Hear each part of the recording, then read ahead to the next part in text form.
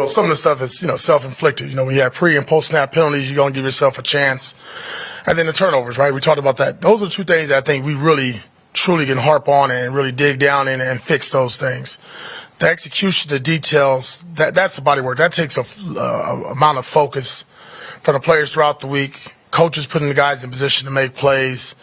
And then at the end of the day, like I always say, it comes down to a 1-2, right? Because especially in our last two games, we've come out the gates very strong, which we changed. And in that second quarter, again, we felt with some kind of adversity, and that game hasn't gone the way we wanted in the second half. And that's something we really stressed about this week, the second quarter, and starting that third quarter fast. So the things that we're doing today, we're excited about doing it, and hopefully put it on paper and on the grass come Sunday. Following up on that, how do you build mental toughness in a team, AP, to get them to be able to overcome adversity? Consistency. Steady with the message. I mean, I know it gets old, it gets cliche, but the things we talked about from OTAs to training camp into the season, showing examples now, because now we have real-life examples from the game, and just when you look at the rest of the league, because everybody's dealing with injuries. You saw it last night in the game on Thursday Night Football. You see it throughout the team that we're facing this week, what they're dealing with. So everybody deals with adversity. Everybody deals with injuries. Just how do you handle it? And it is true, right? We got 53 guys plus the 16, luckily for us, 17 guys on the practice squad. So you're talking about 70 players that, at any given time could play in the game. And you got to be ready. You got to be mentally sharp. The focus we talked about there, and then just we try not to fix everything, but just fix that one thing. I thought Robbie Leonard did a good job of expressing that today to our team. He spoke, and he just talked about, it's a lot of things going on, but just fix the one thing that you can control. Antonio, even with Devontae, you guys are the third youngest team in the NFL. It's gone down. You're probably second, maybe even first at this point. When you take a 32-year-old player off the roster, the things that you're saying obviously make a lot of sense, but it's also a very young team. Yep. And not to make any excuses or anything like that, but do you think that plays into it a little bit in terms of how guys respond to certain things that happen on the field? Definitely. Experience is everything. And I think, at least for what we built with our coaching staff, with the experience we got there, the former players that's on our staff, those are the reasons that them gentlemen are here, right? To breed in confidence, to constantly talk, encourage, remind these guys. I'll tell you what I did right now in our team meeting on Wednesday. I looked right at Amir, I looked right at Dylan, and says, "Man, you good?" They said, "Yeah." I said, "I'm good too. We'll move on," right? Because I'm going to need them gentlemen later on, and they wouldn't need them even this week. So it's not sitting here and just pointing the blame, and we're going to make mistakes. I'm making mistakes in the games. We all are. Nobody's playing a perfect game. It's an imperfect game. But I think when you have younger players, you have to make them understand that you're not going to be perfect. It's the lessons of the game of football. We just can't repeat them. And I think the only thing that frustrates all of us is when we repeat the same mistakes. You mentioned Dylan. I was going to ask you about him because there's that fine line of accountability and not losing a player as well. It sounds like you felt like there was probably a need maybe to go over there and bump the fist and say, "Hey, I'm all right. You're all right." Right. But how do you balance that line between that accountability and not wanting to let a guy just go into a shell at that point? Well, we can't. We're going to use him. We're going to use him again at some point. We drafted him, and when we drafted him, we had the belief that at some point he'll help us this season. He just happens to be on his first carry. He fumbles the ball, and I know he feels down. We all feel bad, and we saw the outcome of the game. But I think more importantly is just, understanding, and again, I think this is what helps me as a former player, that you're not going to be perfect. There's going to be mistakes, but you got to learn from them. When we do these ball security drills, you got to take them serious. And then when we get in the game, it's life or death now with the football. That's our bloodline, right? That's how we get paid based on that football. So just making them understand it, but more importantly, the reassurance that I believe in them. And we drafted him to be a Raider, and we expect him to be a Raider and make Raider plays. When you look at a guy like Jacoby Myers, whether he's on the field Sunday or not, despite whatever he can do on the field now more than ever, how would you say as a leader he's going to mean more to the receivers in that room? Yeah, one of the older. We just talked about one of the young team, and losing a 32-year-old receiver. Now we got a gentleman who's in his mid to late 20s. I think Jacoby, though, when you watch him, you really don't need to hear him speak. Just watch the body of work. Watch how he goes about practice, the meeting rooms, attentive, taking notes.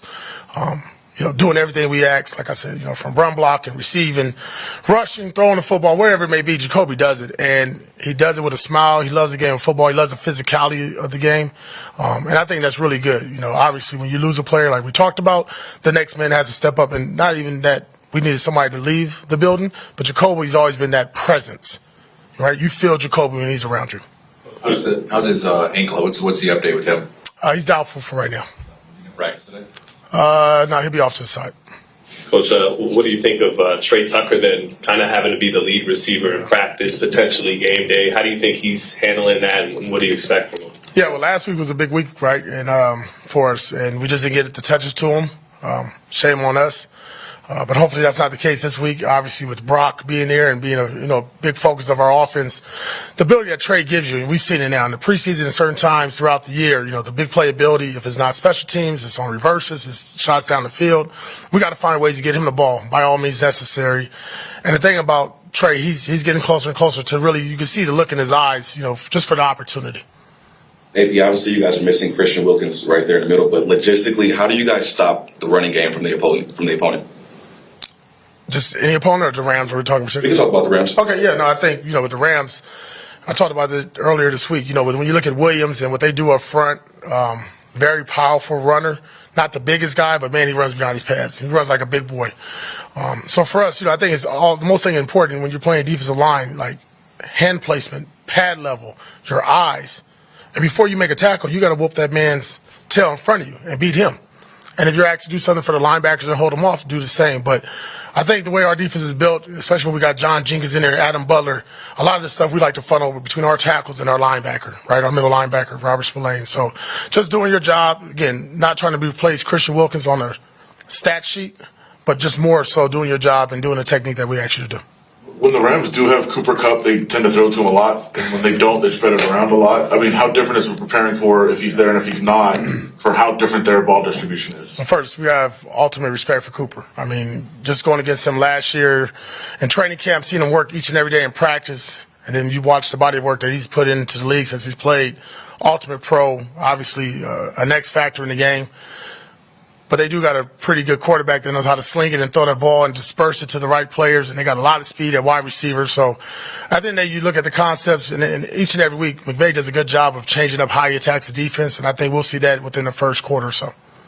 Antonio, obviously you grew up in L.A., a Raider fan, but there was another team down in Orange County, the Rams. Yeah. I mean, did you ever pay attention to them, or what was that dynamic? No, I didn't. It was too far away. And it was no disrespect, but I did play, I'll be honest, I did with Eric Dickerson because I wanted to play running back when I was younger. Eric Dickerson, Jerome Bettis, but, and they had that one year, I can't remember, it was either 88 or 89 with Flipper Anderson, and they were just rolling at the quarterback, Jim Everett.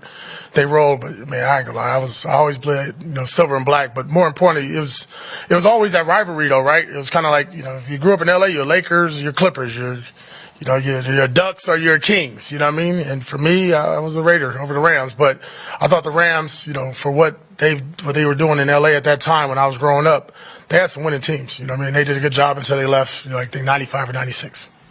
AP, how critical is it just to stop the bleeding and get some confidence back in that room to get a W? I know they're all big, but for that specific reason. Yeah, a lot of frustration in the building, right? Because the last 2 weeks, I think we've seen wins and opportunities slip away in front of our hands by our own fault, right? And I think, as we talk throughout this week is, go and look at the opponent and you look at yourself and say, okay, why are these things happening and how do we fix them? But more importantly, why when we have a lead or we have an opportunity to put our foot on somebody's throat, why are we not doing it? And again, I had to do a better job of getting our guys going for 60 minutes. Obviously, we're coming out the gate strong, but not even that, but along with the coordinators. And the players got to have that want to and that desire, right? And like we said, man, just squeezing everything that we got out of ourselves to make sure we come away with a victory. Very good. Thanks, Coach. Thanks, AP. Thank you, Coach. Good luck.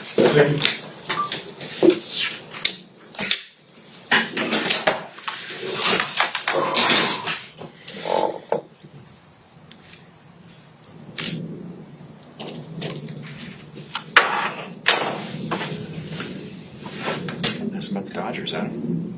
Huh? You didn't ask him about the Dodgers.